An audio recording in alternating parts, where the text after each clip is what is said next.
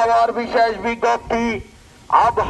বিশেষ বিজ্ঞপ্তি প্রচন্ড অতি প্রবল ঘূর্ণিঝড় রেমালে পরিণত হয়ে কক্সবাজার সমুদ্র বন্দরকে 9 নম্বর মহাবিপদ সংকেত দেখিয়ে যেতে বলা হয়েছে।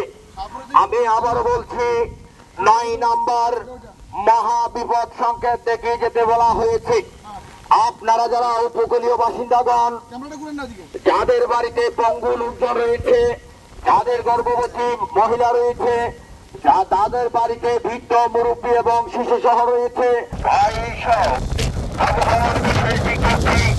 আবহাওয়ার বিশেষ বিজ্ঞপ্তি অতি প্রবল ঘূর্ণিঝড় রেমালে পরিণত হয়ে কক্সবাজার সমুদ্র বন্দরকে 9 নম্বর মহাবিপদ সংকেত দেখিয়ে যেতে বলা হয়েছে।